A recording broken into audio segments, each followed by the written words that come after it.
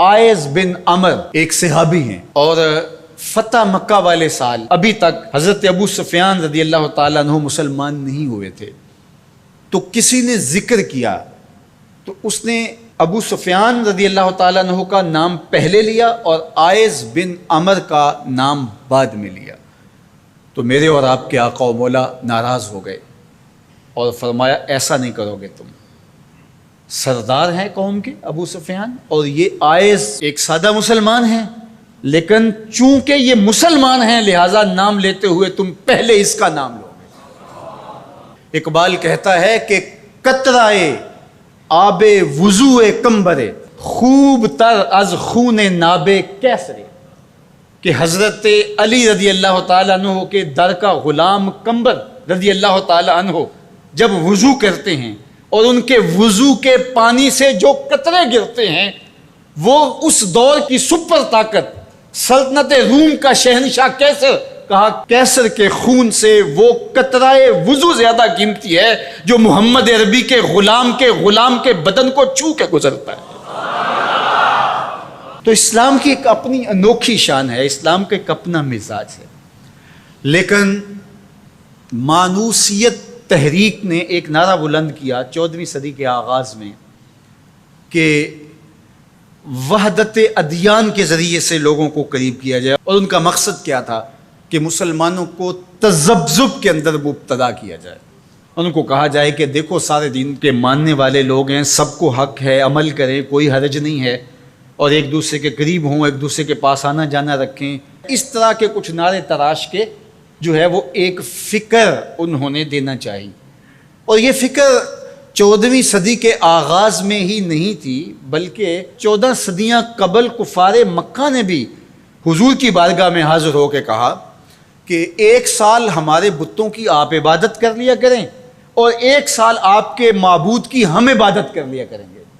اس کا فائدہ یہ ہوگا کہ اگر آپ کا دین سچا ہوا تو ہمیں فائدہ ہو جائے گا، ہماری آخرت اچھی ہو جائے گی، اور اگر ہمارا دین سچا ہوا تو آپ کا کام بن جائے گا. باہمی مناقشت، لڑائیاں، الجھاؤ یہ بھی نہیں ہوگا، دونوں کا فائدہ ہو جائے گا. جب انہوں نے یہ پیشکش حضور سے کی تو حضور کے سینہ اطہر پہ سورہ الکافرون کا نزول ہوا. قل یا ایھا الکافرون لا اعبد ما تعبدون، اے محبوب فرما دو کہ جن کو تم پوجتے ہو ان کو میں نہیں پوجتا، اور جس کو میں پوجتا ہوں اس کو تم پوجنے والے نہیں ہو، اور جس کو تم پوجتے ہو میں کبھی بھی اس کو پوجنے والا نہیں ہوں. لکم دینکم ولی دین، تمہارا دین تمہارے ساتھ، میرا دین میرے ساتھ. تو یہ ایک الگ تشخص ہے میرے اور آپ کے آقا و مولا کے سینے پہ اتاری گئی صورت کے ذریعے سے جو واضح کیا گیا. ہر دور کے اندر ایسا ہوا، لیکن میں نے عرض کیا کہ 14ویں صدی کے اندر خاص طور پہ اس کا ڈور ڈالا گیا، اور اس وقت سے یہ تحریکیں چل رہی ہیں.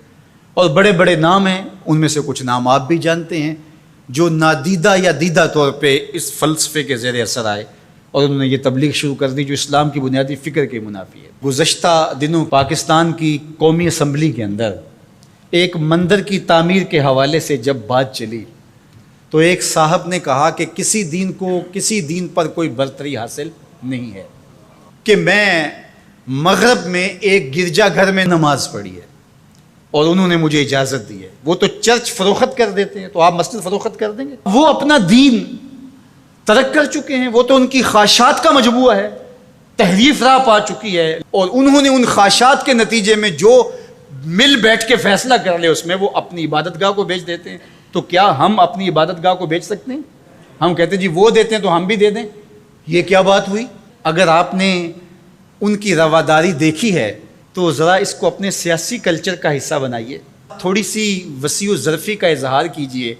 مسلم لیگ کے دفتر جو ہیں وہ تحریک انصاف کے لیے کھول دیجئے کہ آپ یہاں اجلاس کر سکتے ہیں، اور تحریک انصاف سے کہیے گا کہ وہ پیپلز پارٹی کے لیے، ان کو کہیے گا کہ آپ نون لیگ کے لیے اپنے دفتر کھول دیجئے. وحدت ادیان تو بعد میں ہوگی، وحدت سیاست تو ہو لے پہلے.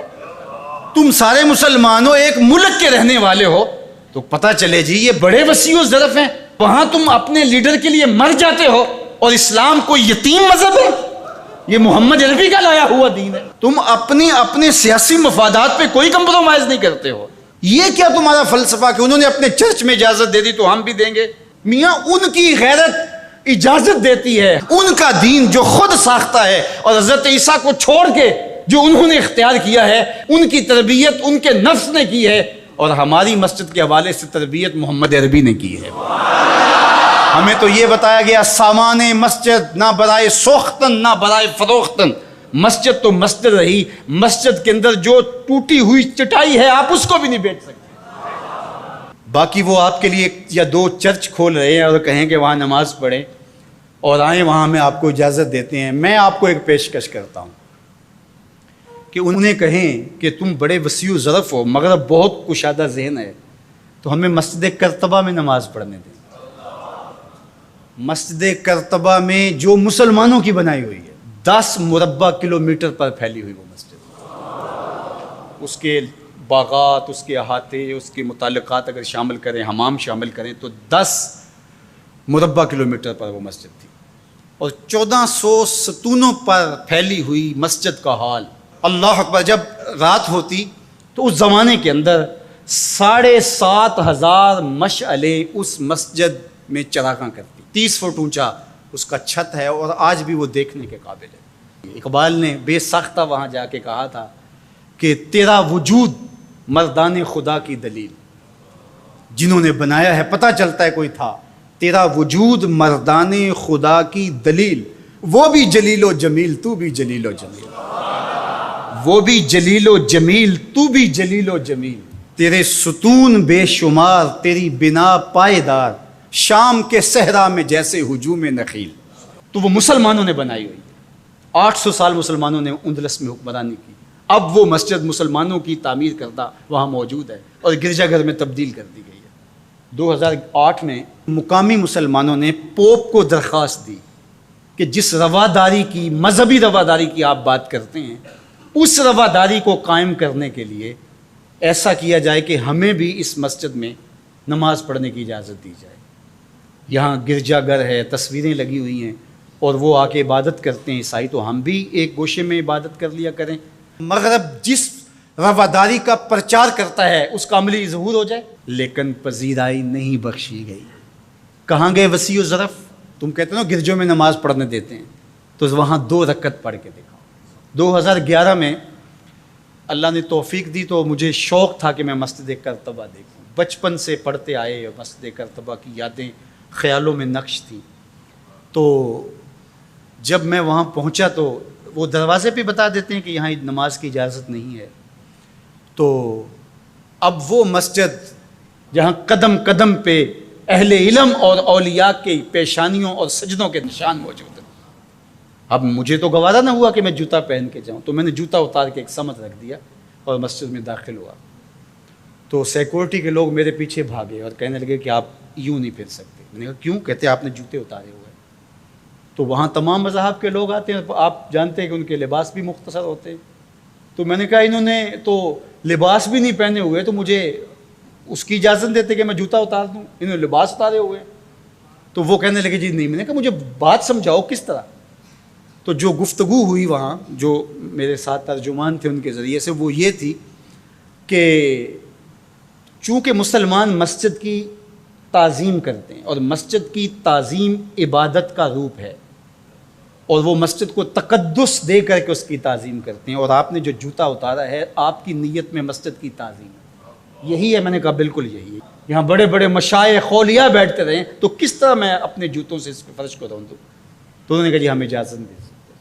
تو ان سے بہت کہا، لیکن وہ کہنے لگے یہ ہو ہی نہیں سکتا، تو ہم ساری مسجد نہیں دیکھ سکے اور واپس آ گئے۔ اور 2014 میں پھر دوبارہ جانا ہوا، پھر یہی میرے ساتھ مسئلہ ہوا۔ تم کہتے ہو بڑے وسیع ظرف ہے، میں اپنا تجربہ بتا رہا ہوں۔ تم کہتے ہو چرچ میں نماز پڑھنے دیتے ہیں اور وہ جوتے اتار کے نہیں جانے دیتے۔ او میاں، وہ تمہارے لیے ایک کھلونا رکھا ہے، تمہیں بہلانے کے لیے، تمہیں ورغلانے کے لیے وہ رکھا ہوا ہے۔